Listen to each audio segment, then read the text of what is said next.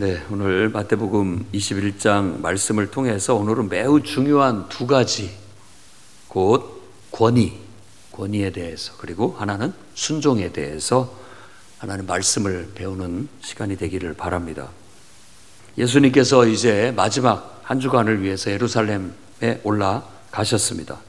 거기에서 당시 종교 지도자들 격인 바리새인들이나 또 사두개인, 또 대제사장 이런 사람들을 만났습니다.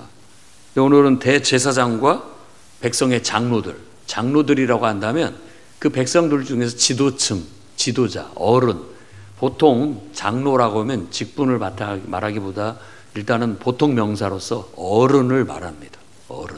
나이의 높고 낮음을 떠나서 집안 어른, 그것도 장로가 되는 거고, 또 그러니까 보통 명사로 쓰일 때는 그렇습니다. 근데 이제 어떤 단체 직책으로 쓰였을 때는 거기에 걸맞는 책임을 갖는 직책으로 보면 되겠어요.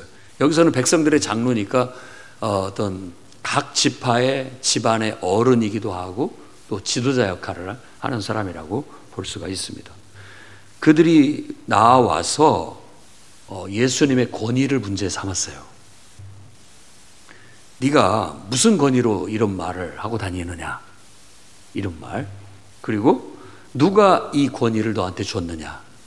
요즘으로 말하자면 너 자격증이 있냐? 이런 거죠. 누가 그 자격증을 줬냐? 어디서 그 자격증을 땄느냐?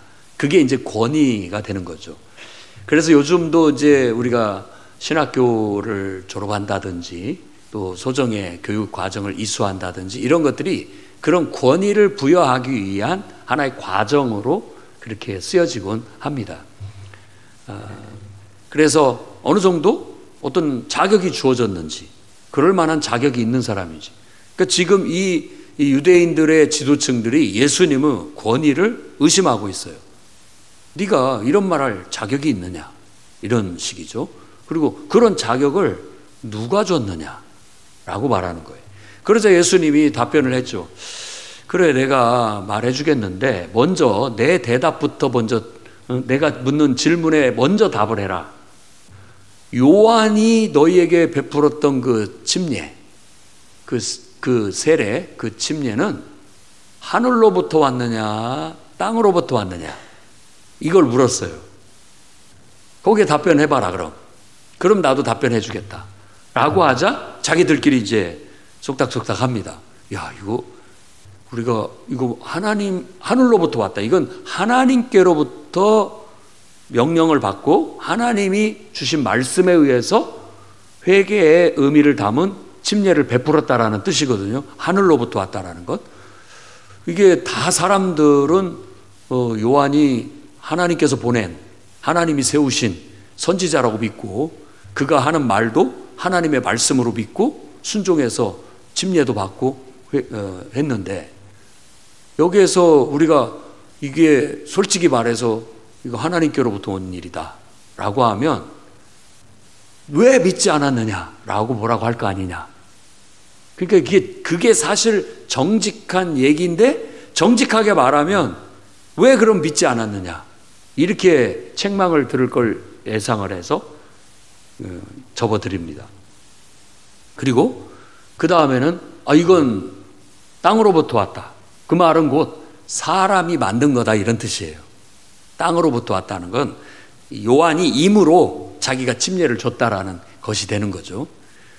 그러면은 임으로 침례를 줬기 때문에 그건 뭐 권위가 없기 때문에 받아도 그만, 안 받아도 그만, 뭐 이런 것이 되는 거잖아요.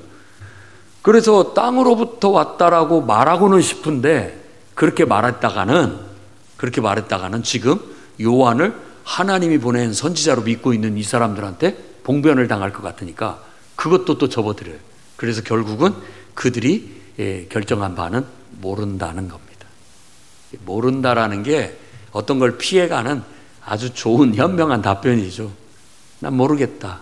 우린 모르겠다. 확신이 없다. 이런 거예요. 그러니까는 예수님도 그럼 나도 말하지 않겠다. 그런 거죠.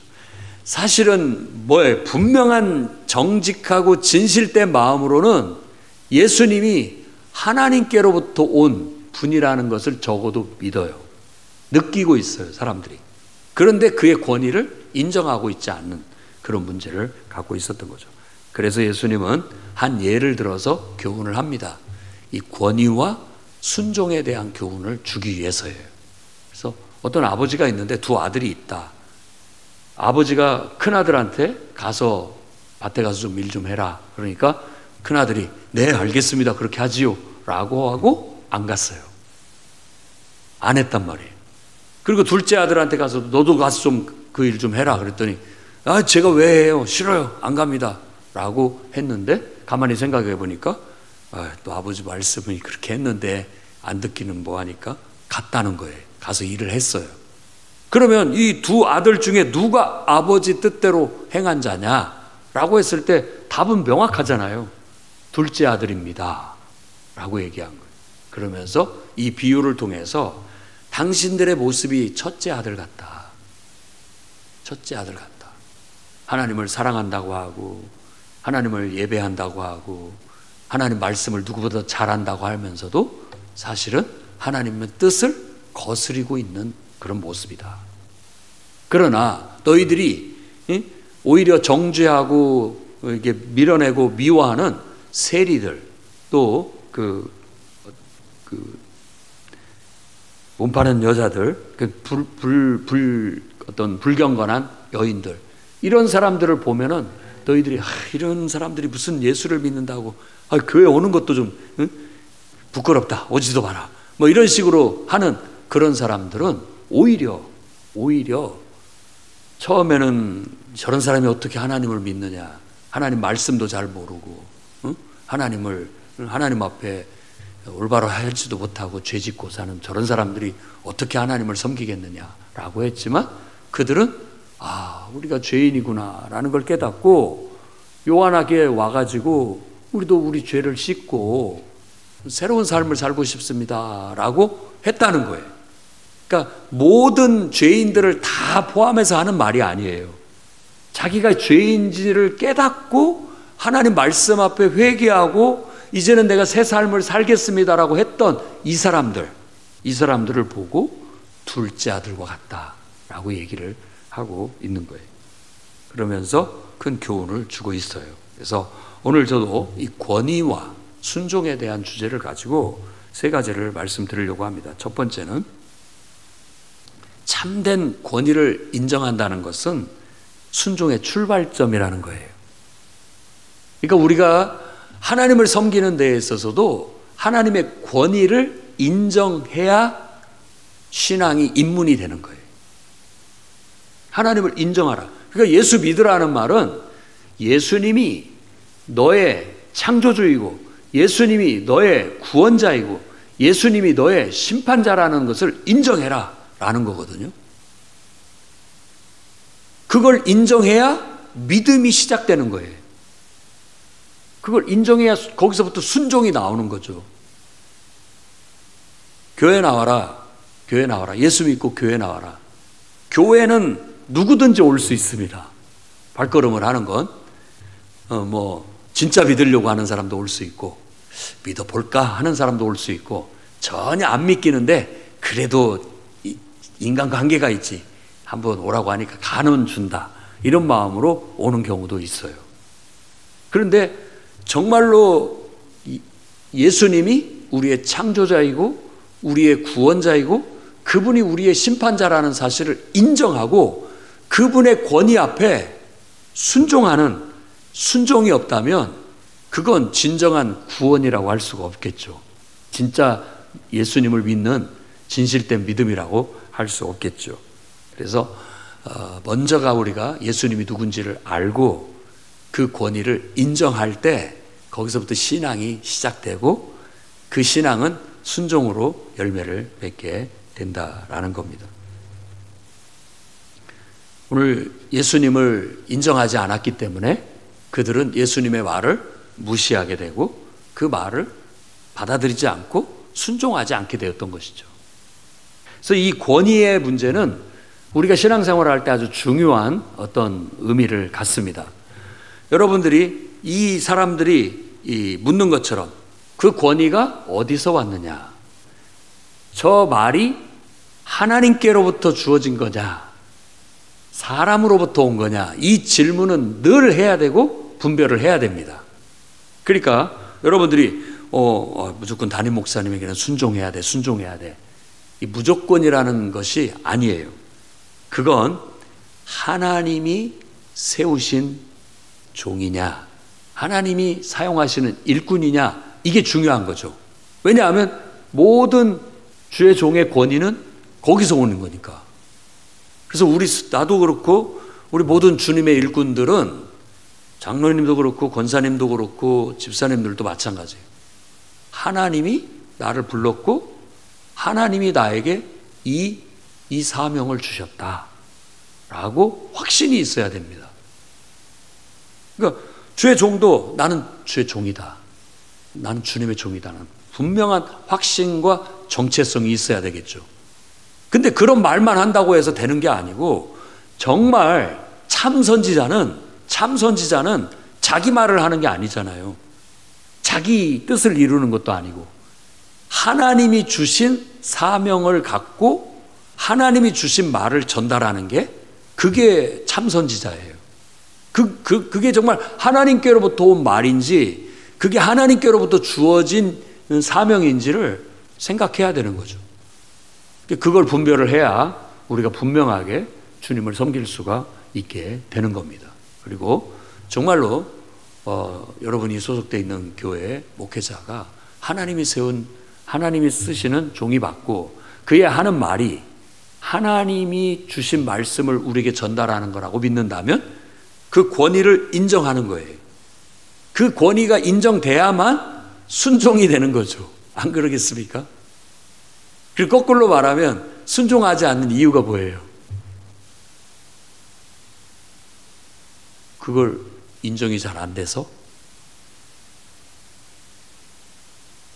정말 저거 하나님이 하시는 말씀으로 듣지를 않고 땅에서 온 걸로 생각을 하는 거예요. 저 목사가 나 들으라고 하는구나. 사사롭게 생각하는 거죠. 그냥 인간한테 나한테 좋은 말 해주는구나, 이렇게 생각을 하면 이거야말로 이건 믿음이 아닌 거죠. 신앙도 아니고. 그래서 우리 기독교 신앙, 그리고 원래 하나님이 창조하시고 계획하신 이 세상에는 이 영적 질서가 분명해야 됩니다. 누구든지 우리가 하나님을 섬기면서 사는 사람은 철저히 모든 동기를 하나님께 둬야 돼요. 하나님이 나를 이곳으로 가라고 해서 왔다. 하나님이 이걸 하라고 하니까 내가 한다. 이 말은 하나님께서 나에게 주셨고 이 말을 전달하라고 해서 전달한다 라는 그런 나름대로의 확신이 필요해요. 해석이 필요하다고요. 그런 보충이, 그것이 동기가 돼야 우리의 신앙에 힘이 있고 능력이 있는 거예요. 그래서 우리는 늘 내가 하는 게 아니다, 내 안에 하나님이 하신 것이라는 확신과 담대함이 있어야 됩니다. 그게 우리의 능력이 되는 것이고 그게 능력이 되어 나타나곤 하는 겁니다.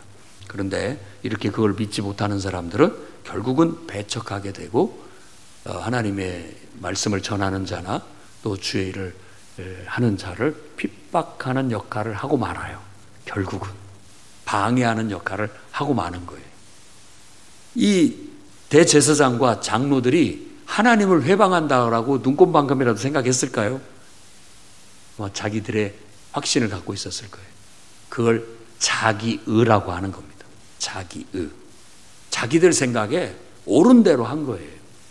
그런데 우리는 자기 생각에 옳은 대로 하는 사람이 아니라 늘 하나님이 나에게 뭘 바라시는가, 하나님이 나에게 지금 뭘 말하고 계시는가, 하나님이 내게 주신 명령이 무언가, 여기에 초점을 맞추면서 나아가기 때문에 우리는 온전할 수 있는 거죠.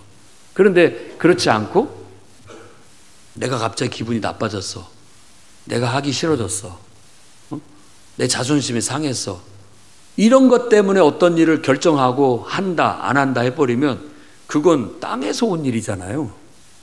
그래서 여러분들의 행여라도 교회를 섬기면서 어떤 직분을 맡거나 사명을 맡을 때 신중하게 생각하시기 바랍니다. 자칫 잘못하면 하나님을 회방하는 죄를 지을 수도 있기 때문에 그렇습니다. 이 대제사장이나 백성의 장로들이 지금 예수님의 권위를 인정하지 못하고 예수님을 통해서 하나님이 일하고 계시고 하나님이 말씀하고 계시는 걸 완전히 부정하는 것 자체가 하나님을 거스리고 오히려 방해하는 역할을 하고 있는 꼴이 됐기 때문에 그렇습니다. 그러니까 우리도 이건 신중하게 생각을 해야 되는 거예요. 그렇게 우리가 함정에 빠지지 않기 위해서는 철저히 우리 자신이 하나님과 소통을 해야 되겠죠. 그리고 늘 하나님께 묻는 기도를 해야 됩니다. 하나님, 이게 무슨 뜻입니까? 이게 하나님이 제게 바라시는 바입니까? 정말 하나님이 저에게 이 사명을 주신 것입니까? 라고 해서 그렇다. 내가 너에게 이 일을 맡겼다. 내가 너에게 이 사명을 줬다. 너는 누구 말도 듣지 말고 내가 너에게 명한 이 명령을 힘써 지켜라. 그러면 내가 너와 함께하고 너를 도와주겠다 하는 확신을 가지고 나가야 되는 거예요. 사람도 보지 말고 사람도 의지하지 말고 그런 말에도 반응하지 말고 흔들림 없이 좌로나 우로나 치우치지 않는다라는 게 바로 그런 말이에요. 긍정적으로 말하는 게 우라고 한다면 부정적으로 말하는 게 좌라고 한다면 그런 말에도 휩쓸릴 필요가 없는 거예요. 나의 중심은 딱 하나님이 내게 주신 사명이니까 하는 거예요. 그게 영적 권위예요. 영적 권위. 그 권위하에 우리가 순종하는 거예요. 다만 우리 담임 목사님을 통해서 우리가 소속된 교회에 하나님이 세운 종을 통해서 하나님께서 나에게 이 사명을 주셨다. 그래서 하나님과 연결고리가 없으면 다 무주공산 자기 좋을 대로 하게 많은 거예요. 목사님, 제가 이거 좀 하고 싶어요. 기도해 보겠습니다. 하나님이 정말 부르셨고 하나님께서 이 사명을 정말 맡기실 뜻이 있는지 기도해 보고 본인도 기도하고 지도자도 기도하고 함께 협의하여서 하나님의 뜻을 구하고 하나님의 뜻에 부합되게 이건 하나님이 기뻐하시는 일이고 하나님이 명하신 바입니다. 하나님이 주신 사명임을 확신합니다. 해서 어떤 직분을 맡기기도 하고 일을 맡기기도 하고 사명을 맡기기도 하는 것이 이 원리에 맞는 겁니다. 그래서 이게 하나님께서 나에게 주셨구나라는 확신. 하나님께서 우여곡절을 통해서 이곳으로 나를 인도하셨구나. 하나님께서 이 일을 나에게 하시게 하시려고 나를 이끄셨구나. 이런 확신이 있어야 흔들림 없이 갈 수 있습니다. 그런 확신을 갖고 늘 기도를 해야 사탄이 하는 말에 속아 넘어가지 않습니다. 야, 그거 네 생각이야. 뭐 하나님이 너한테 그런 사명을 줬겠어? 사탄아 물러가라. 하나님께서 분명히 나를 부르셨고 하나님이 나에게 말씀을 주셨다. 나는 너의 말에 귀 기울이지 않을 것이고 나는 오직 하나님이 내게 주신 말씀 붙잡고 나는 가겠다. 사탄아 물러가라. 그러면 그 생각들이 물러가는 거예요. 떠나가는 거죠. 그러면서 밀고 나아갈 수 있는 힘이 나오게 되는 거예요. 그래서 교만해서 넘어지지도 않고 이렇게 사명을 잃어버리지도 않는 그런 삶을 살 수가 있게 되는 겁니다. 성경에서 마태복음 8장에 가버나움의 백부장의 이야기는 좋은 한 예가 됩니다. 그는 로마의 백부장이었어요. 자기 하인이 아파가지고 좀 고쳐달라고 왔습니다. 장교였기 때문에. 그런데 뭐라고 얘기하냐면 주님, 우리 집까지 오시는 수고하는 것을 제가 바라지 않고 말씀만 하시옵소서. 그럼 하인이 낫겠습니다 라는 거예요. 무슨 말이냐? 저도 제 부하한테 명령을 내리면 그 부하가 그대로 행동합니다. 실행을 한다는 얘기예요. 그러니까 정말 하나님의 아들이고 또 만왕의 왕이신 예수님께서 말씀하시면 그 말대로 시행할 겁니다. 그런 믿음을 가졌던 거예요. 그러니까 어떤 의미에서 우리의 믿음이 군대의 명령마다도 못한 영적인 권위를 가지게 된다면 교회가 그만큼 힘이 없다라는 얘기죠. 믿음이 없다는 얘기고. 말 한마디에 일사불란하게 심지어는 부당한 명령을 내린 것 같고 엉뚱한 명령을 내리는 것 같아도 군대에서는 위에서 상관이 명령을 하면 하는 신용이라도 해야 되고 순종을 해야 됩니다. 그렇잖아요. 그런데 교회 안에서 이게 하나님의 뜻이다, 이게 하나님이 주신 사명이다, 그런데도 두렵고 떨리는 마음으로 행하지 않고 그냥 그걸 헌신짝처럼 내팽개치고 하는 둥 마는 둥 하고 그냥 하다가 하기 싫으면 관둬버리고, 이런 것들은 어떻게 보면 우리가 아무렇지도 않고 하나님은 자비의 하나님, 사랑의 하나님이라고 말하고 있고, 이렇게 해도 하나님은 나를 사랑하시고 예뻐하시고 다 뭐 품어주시는 분이야 라고 생각할지 모르지만, 이런 관점에서 본다면 지금 우리는 하나님을 무시하고 있는 거예요. 무시하고 있다고요. 그분의 권위를. 그로 인해서 사도 바울도 고린도 교회에 고린도전서 11장에 얘기한 거죠. 이런 일들로 인해서 너희들 중에 영적으로 병든 자들, 연약한 자들이 많다. 그리고 그래서 성찬을 참여할 때 분별하면서 먹어야 된다. 분별하면서 먹어야 된다라고 그렇게 얘기하는 거예요. 이게 분별력이 없다 보니까 그런 행동들이 나오는 거예요. 우리가 보면 철없는 어린 아이 같은 그런 모습이죠. 애들이 금방 기분 내키면 한다고 했다가 또 뭔가 상황이 달라지면 획 또 팽개치고 그만둬버리는 그런 왔다 갔다 하는 그런 모습은 정말 하나님의 말씀을 엄유하게 받아들이고 그 권위 앞에 순종하는 그런 모습은 아니라고 할 수 있겠습니다. 저나 여러분이나 오늘 말씀을 통해서 배우기를 바랍니다. 가버나움의 백부장처럼 말씀만 하십시오. 그럼 하겠습니다.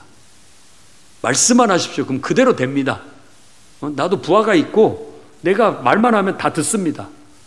저한테 말씀만 하시면 어떻게 하라고 하면 어떻게 그대로 될 겁니다 라고 하자 예수님께서 내가 이스라엘 중에 이만한 믿음을 보지 못했다 라고 말씀해요. 그러니까 우리의 믿음이 정말 하나님의 영적 권위를 인정하고 그 권위 앞에 두렵고 떨리는 마음으로 주님의 말씀이라면, 주님의 명령이라면, 이게 하나님께로부터 내게 주어진 것이라면 정말 신중하게 받아들이고 온전히 순종할 수 있는 저와 여러분이 되기를 주의 이름으로 축원합니다. 아멘. 두 번째는 말뿐인 순종은 진정한 믿음이 아닙니다. 행함이 있는 순종이 진짜 순종이죠.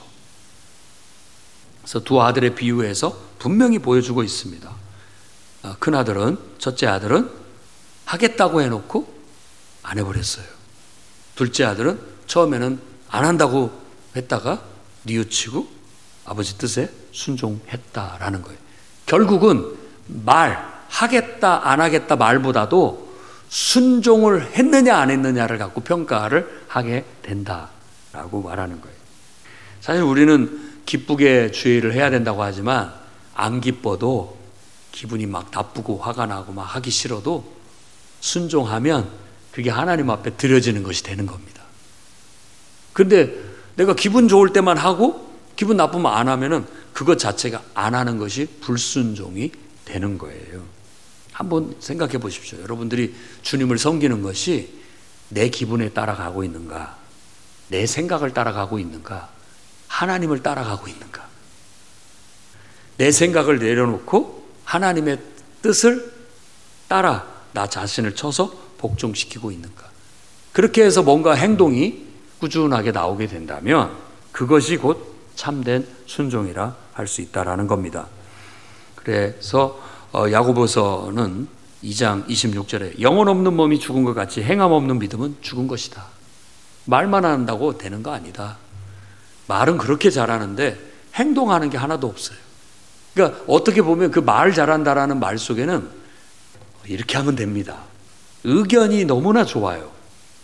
의견이 좋고 또 비평도 아주 훌륭해요. 이게 아니에요. 이건 이렇게 하는 게 훨씬 더 낫습니다. 또 우리 교회도 이런 것을 했으면 좋겠습니다 하는 좋은 의견들과 이런 것들이 아주 훌륭해요. 그런데 정작 본인은 그 일을 하나도 하지 않아요. 그러면서 하는 소리가 저는 평가는 잘합니다. 근데 실제 행동은 못합니다. 이렇게 말을 하고 있는 거예요. 그러면 이게 둘째 아들 같다라는 거예요. 아니 첫째 아들 같은 거예요. 사실 에베소 교회에 편지 쓸 때 사도 바울도 도둑질하는 자는 더 이상 도둑질하지 말고 자기 손으로 수고하여 남을 도와라 라고 하는 말씀이 나와요. 근데 뭐 예수 믿는 사람들 중에서 도둑질하면서 사는 사람이 누가 있겠습니까? 근데 가만히 보면은 우리의 이 속마음 속에 도둑놈 심보가 좀 있어요. 저도 있고요. 그러니까 우리 아내가 뭐 밥에서 차리면 숟가락 하나 들고 달라드는 거죠 뭐. 그리고 맛이 왜 이래? 좀 더 맛있게 할 수 없어? 내가 원하는 고기는 왜 안 나왔어? 뭐 이런 식으로 우리가 참견을 할 수 있단 말이에요. 그러면 이제 그걸 준비한 사람 입장에서는 아무 소리 말고 먹기나 해라고. 그럴 수밖에 없잖아요. 뭐 자기가 뭘 한 것도 하나도 없으면서 뭐 해라 이렇게 하는 것이 우습다라는 거예요. 근데 이런 것들을 우리가 잘 분별을 해보면 도둑놈 심보 같은 거예요. 도둑놈 심보. 그러니까 쉽게 편하게 편승하려고 하는 마음. 직접 달라들어서 제 손으로 수고해서 뭔가를 해서 남을 기쁘게 하고 뭔가 이렇게 섬기려고 하는 그게 좀 약하다라는 의미를 말하고 있는 거예요. 근데 우리가 세상에서 배운 버릇들이 좀 그런 게 많아요. 줄 잘 서야 된다. 그 말이 뭔 말이에요? 쉽고 편한 길로 가야 된다고. 그런 눈치를 보게 만들잖아요. 쉽게 돈 버는 법, 편하게 사는 법, 이런 것들을 가르치는 거예요. 근데 성실히 땀 흘려 일한 만큼의 대가와 보상을 받는 것이 가장 달콤하고 그게 제일 훌륭한 것이다. 그러니까 어디 가서든지 뒷전에 서지 말고 앞장서서 손을 걷어붙이고 성실하게 일해라. 그러면 일한 만큼의 기쁨도 보상도 주어지는 법이다. 이렇게 가르치는 게 바람직하다는 것이죠. 그게 바로 행함이 있는 믿음이라고 말할 수 있겠습니다.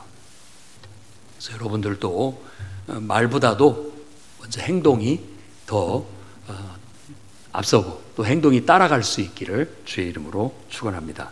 그다음에 세 번째는 하나님의 권위에 순종하는 자가 하나님 나라에 들어갑니다. 이건 굉장히 중요한 문제지. 첫 번째 말씀에도 상충하는 바예요.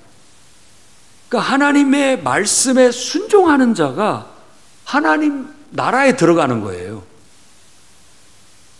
이 하나님 나라라는 것이 뭐냐? 하나님의 통치거든요. 통치고 다스림이에요. 근데 통치와 다스림은 너 이렇게 해라 라고 이렇게 통치, 지도력을 발휘하는 거예요. 이렇게 좀 하십시오 라고 했을 때 그대로 행하는 사람은 그분의 다스림 속에 있는 거예요. 그런데 내가 왜 해야 돼요? 못합니다. 이렇게 하면 그 공동체 안에서 함께 섞이기가 어렵죠. 함께 할 수가 없죠. 그러려면 다른 데로 가십시오. 가서 마음에 드는 곳에 가서 하십시오. 근데 우리가 늘 생각하는 건 내 마음에 드는 곳을 찾아다니는 거예요.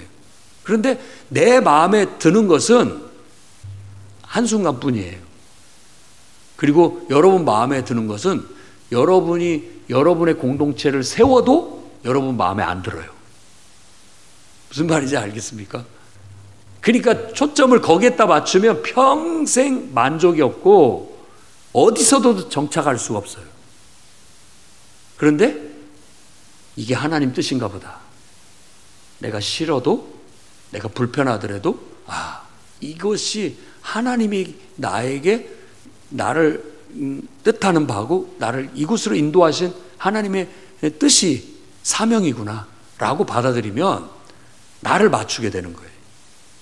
그러니까 이 균형이 필요해요. 저도 이제 해봤지만 전적으로 하나님 뜻에 맞추라라고 하는데 인간이 연약해서 그게 잘 안 돼요. 그런데 주님은 이렇게 바라지만 저는 이렇게밖에 못합니다 라는 걸 갖고 어떻게 보면 딜을 하는 것 같아요. 딜을. 주님도 조금 더 끌어내려고 하고 우리도 조금 더 우리가 좀 편하게 하려고 하는 그런 것도 있고 그 어느 선상에서 우리의 믿음의 분량이 정해지는 겁니다. 그걸 믿음의 분량이라고 성경에서 말하고 있는 거예요. 그래서 내가 하나님이 요구하는 것은 100이지만 내가 할 수 있는 건 60이나 70 정도라면 내 믿음의 분량이 60이나 70 분량이 되는 거죠. 그야말로 온전한 건 100%죠. 주님 말씀하면 그냥 완전히 그대로 받아들여 갖고 온전히 그대로 해내는 것, 그게 가장 주님이 기뻐하는 거라고 볼 수 있겠고, 그와 같이 순종을 통해서 하나님께 순종하는 그 자체가 하나님 나라의 성취예요. 내가 지금 하나님 나라에 들어갔고 하나님 나라에서 기능을 하고 있는, 역할을 하고 있는 것이 될 수 있다는 겁니다. 요한복음 3장 3절에 예수께서 대답하여 이르시되 진실로 진실로 너희에게 이르노니 사람이 거듭나지 않으면 하나님 나라 볼 수 없다. 그리고 5절에 보면은 물과 성령으로 거듭나지 않으면 하나님 나라 들어갈 수도 없다 라고 얘기합니다. 그러니까 내 뜻, 내 생각을 내려놓고 하나님의 뜻을 받아들여야만 하나님 나라를 경험할 수 있어요. 경험할 수 있습니다. 여러분이 실제 신앙생활에서 그런 경험이 있기를 바랍니다. 목사님이 내가 기도해 보니 하나님께서 자매님을 이곳에 보내신 이유는, 또 형제님을 이곳에 보내신 이유는 하나님께서 교회를 위해서 또 이 일을 위해서 보내셨습니다. 그러니 이 일을 하나님 뜻으로 받들어 해 주십시오 라고 했을 때 여러분들이 그걸 듣고 제가 어떻게, 저 능력이 안 되고 부족해서 못하겠습니다. 하지만 그렇게 말씀해 주시는 것에 순종해서 해보겠습니다. 이게 둘째 아들의 마음인 거예요. 그게 하나님 나라를 내가 경험하는 비결이에요. 그럼으로써 내가 하나님의 말씀에 순종하는 것이 되는 거고, 그 순종이 결실을 맺게 되는 거예요. 결실을. 그걸 우리는 하나님 나라라고 할 수 있다라는 거예요. 오늘 저는 정말 중요한 말씀을 통해서 예수 그리스도의 영적인 권위를 여러분과 함께 생각해 보았습니다. 우리가 과연 신앙생활 하면서 그리스도의 권위를, 하나님의 말씀의 권위를 얼마나 인정하고 있고 그 권위 앞에 얼마나 순종하고 살고 있는지를 돌아볼 수 있는 시간이 되기를 바랍니다. 그리고 정말로 그것이 확실한 하나님의 말씀이라면, 하나님께로부터 주어진 말이라면 아멘으로 받고, 부족하다 할지라도, 연약하다 할지라도, 능력이 안 된다 할지라도 말씀에 순종해서 나아감으로 하나님의 통치가 여러분 안에 이루어지고 하나님의 뜻이 이루어지기를 주의 이름으로 축원합니다. 기도하겠습니다.